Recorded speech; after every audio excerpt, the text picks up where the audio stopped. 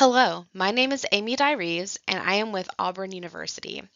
Today, the presentation is going to be entitled Hands-on Collections Evaluations, Practical Approaches to Smart Collection Development.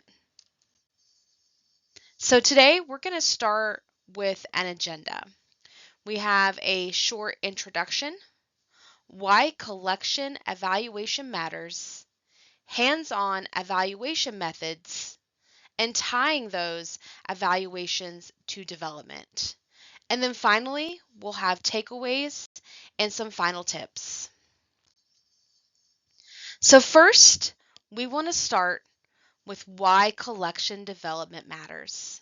First, you want to think about your user-centered service. So think about who your patrons are and your patron population, and who are you trying to serve. Think about your budget. Think about your space and your planning. And also think about accreditation or any other types of reporting. So I want to pause for you to think about, how do you really know if your collection meets your user needs? So what I want to begin with some of the information that's held in this presentation today.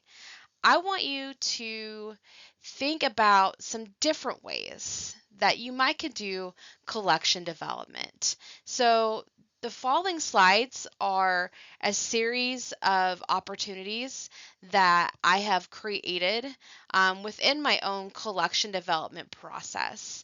And so what you'll see is hopefully maybe some ideas that you can take away and maybe even use at your own library.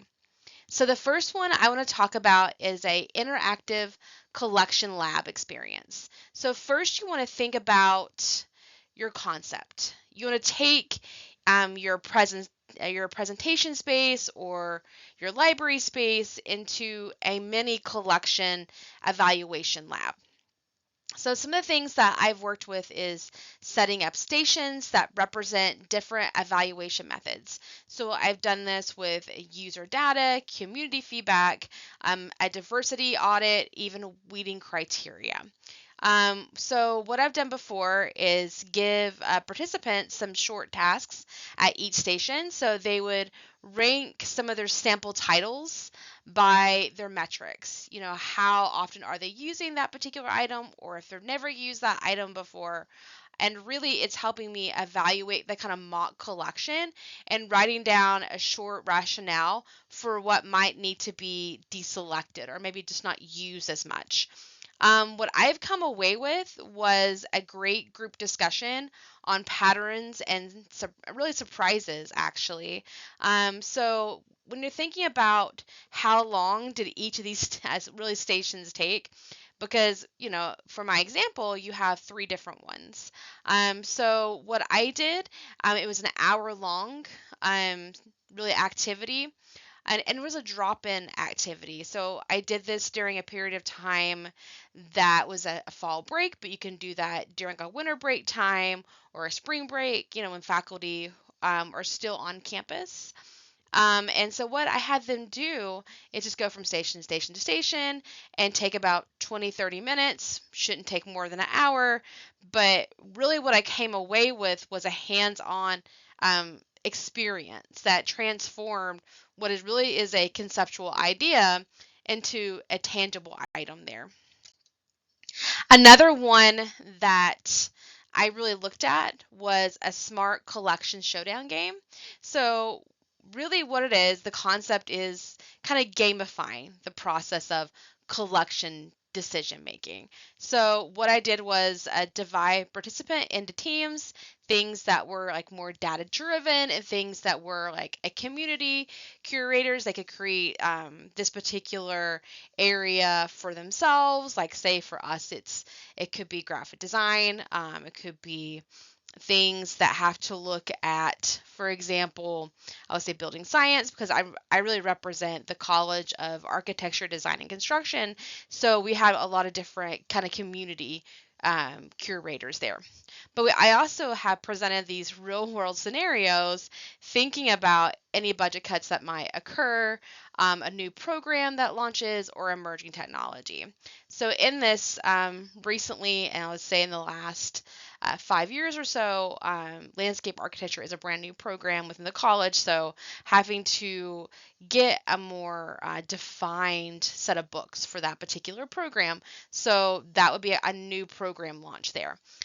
Budget cuts are things that unfortunately we're all having to think about. And so where can you cut your particular collections? Is there any emerging technology that perhaps that could play into your decision making? For us, we're also looking at a lot of different technologies for the College of CADC. So, but you can also think about in your area, it might be trying to get a makerspace. It just depends on what you're working on. Once you get those teams quickly decided together, they're going to have these quick decision-making process, and then they have to defend that, right? So within that process, they have to have a vote or a more strategic or balanced choices. What I've found is I've divided people into like groups of 5 before. I've done 3 or less, but these are like really fun games to do, especially at the beginning of the semester or during break times, because it really gets our stakeholders engaged within the process. And so they're seeing that it's just not you making these decisions, but they're also making the decisions. And they're also kind of seeing it from your perspective and your lens, how it's being provided in terms of budget cuts or things that you don't have money for, or things that how can you grow a particular program in an area in your library, for example. And to me, why it works, because it really engages that competitive energy and critical thinking when reinforcing these decision making type of frameworks. Another one that I want to discuss is data and its empathy and a hybrid model of that. So the concept is showcasing how smart collection development blends between analytics within a community insight. So how would this actually work? I'm presenting like a real or just a fictional case study about how data is driven in the evaluation process that ultimately leads to change, but balance it with patron stories or feedback. So think about something real, or even if you want to do just a fake case study about how a time and point when you've had to really justify any type of your collection, and how is that data being perceived or evaluated in that process. So think about visuals. So merging that hard data, those charts, those circulation stats you have with the human impact. So think about quotes or images or interviews or short video clips that you have with your patron population group. To me, this really works because it reframes the evaluation as both a quantitative and qualitative process, but makes it a more emotionally really resound. And thinking about how you can help your patrons understand how sometimes you have to make these really difficult decisions, but how do you justify that, especially if you're having to really cut a particular part of your collection, or even asking for more money when money is tight, even when you're thinking about these different changes and developmental. Another one to look at is the before and after exhibit approach. So treat your collection like a curated exhibit. So you can think your collection, try to create a presentation format as well. So what you want to look at is displaying the before and after snapshots of a collection, both physical or digital, depending on really where your collection lies. So my particular collection is really heavy on the physical and not as much on the digital there. Sometimes you think about how your collection is cluttered or it's outdated or how it's being strategically put together. So one thing you want to do is Think about including any place cards or evaluation tools or frameworks that inform that particular change. So you want to walk the attendees who are attending your maybe particular professional development or learning more about collection development through this transformational journey. So what you're doing is they're seeing what you have in your collection. So maybe you have these 5 or 6 books that you got acquired 2 years ago, and maybe you're trying to add more in the last 5, 6 months. So you can show them how you're growing the collection in that particular area. Or it might flip-flop it if it has to be some type of reduction there. But you're taking them on this transformational journey with you. Like I'm showing you how I plan to grow, for example, in my case, a landscape architecture collection. These are the books we had when we started our collection, when we first knew about the program was being put together. And as time has gone by, we've actually added more books, and this is how we've done that. And so taking them through that transformational journey, the before and after exhibit approach has actually really helped them see things from a different lens. Another way to look at this is using live technology to demonstrate evaluation tools.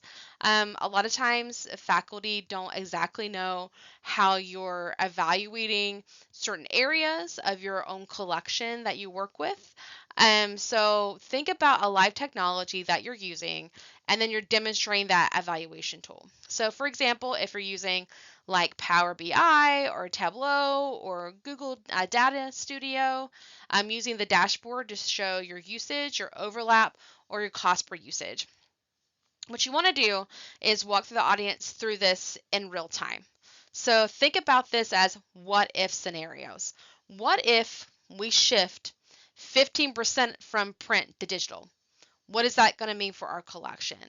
And why this approach works is because it's visual and it's data driven and it's forward looking and it's ideal for an audience interested in smart or tech enhanced collection development strategies.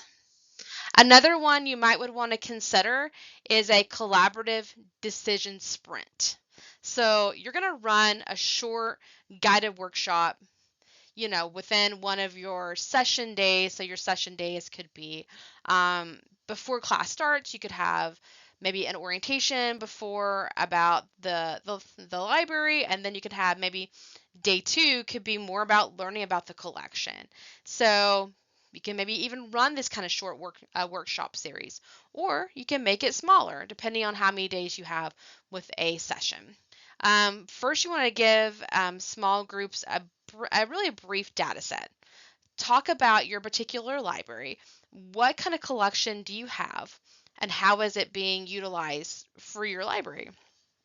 So if you have a really cool part of your collection that you want to demonstrate, show them how it's being used in the last 10 years and maybe how you expect it might be really utilize in the next 10 years, and think about your community and your profile. So from my perspective, I liaison to a particular college. So that might be my community profile, but I also have maybe other people in the community who might be able to use my particular items. Who are those stakeholders?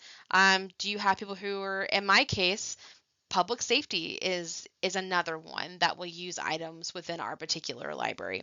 But ask these small groups when you have these orientations or these workshops to make 3 to 5 collection decisions based on the information that you're giving them. You're going to debrief them on patterns or trade-offs and tools that could have supported them through this process.